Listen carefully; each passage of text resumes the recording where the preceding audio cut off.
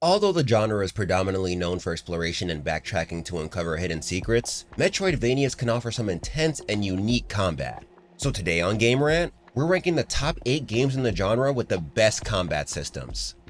To start, we've got Ender Lilies, Quietus of the Nights. At first glance, this may just look like a slow-paced, melancholic platformer, but its combat is anything but. Instead of attacking directly, Lily summons the souls of fallen warriors to fight for her. And to keep things even more interesting, each one has a specific specialty. For example, one may wield a massive axe that takes time to swing, while another may rely on speedy attacks from a crossbow.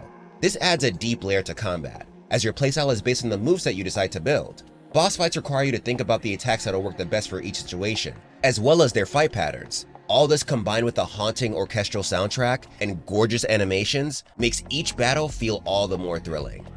Next is Salt and Sanctuary. Developed by Ska Studios, this title is just as cruel as the game that inspired it, Dark Souls. It borrows the core combat philosophy from Souls games, stamina management, animation commitment, and dodge roll invincibility windows, but forces it into a faster, more claustrophobic 2D space. Here, players are punished brutally for their mistakes, but just like in the Souls games, that makes the combat even more satisfying. The weight behind every hit feels just right, and thanks to how brutal battling can be, parrying feels just as rewarding as hitting a crazy combo in a fighting game. So if you're looking for a unique spin on the Dark Souls formula, this is definitely a game you should try. In the 6th place spot, we have Guacamelee 2. This title combines movement and combat into one chaotic but satisfying mix. Different attacks double as ways to get around the map, and the fact that many of these attacks are wrestling moves makes the gameplay loop feel all the more dynamic. Along with that, combo juggling is at the heart of this combat system. Players can chain special moves together in midair, launch opponents to extend combos, and much more. It almost feels like a Metroidvania combined with the fighting game. All this added with the game's humor makes Guacamelee 2 a constant adrenaline rush you can easily get addicted to. In the 5th place spot, we have Aeterna Noctis. To say this title is a challenge would be an understatement.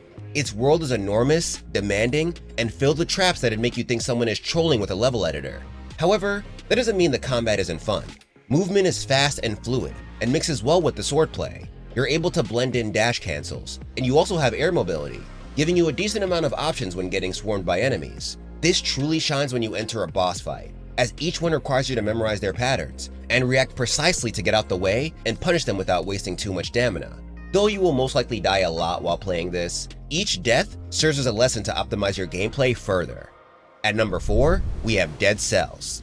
While some don't see this as a Metroidvania, the genre's formula is still apparent, especially when it comes to how combat works. It's fast, vicious, and ever-changing. Each run will have you zipping through the stage while laying out enemies, all while barely escaping death.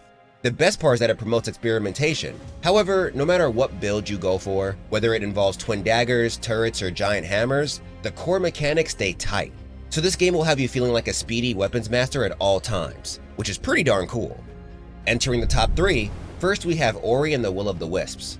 This title didn't just upgrade the beautiful platforming of its predecessor, it also gave Ori a real combat toolkit, turning every skirmish into a fluid mid-air duel. Now players can use different weapons such as a Spirit Edge that slices in arcs, as well as a multitude of support abilities. As for the enemies, they're aggressive but never feel unfair, and the brutality only increases when you get to the more intense spirit trials and challenge areas. All this combined with the serene visuals makes this game a beautiful yet fierce experience. At number 2, we have Blasphemous 2. Combat in this title is unforgiving and grounded.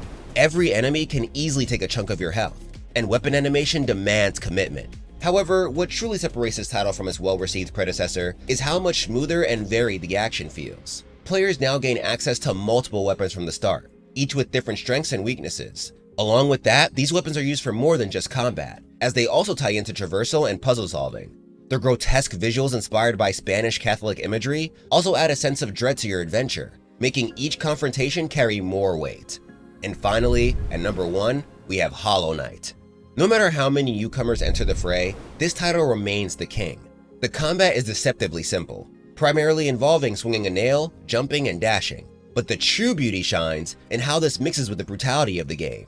Health is scarce, and invincibility frames are tight. This requires a player to learn the rhythm of the different enemies they'll encounter on their journey, and it makes it all the more rewarding when you successfully dance around them to take them out.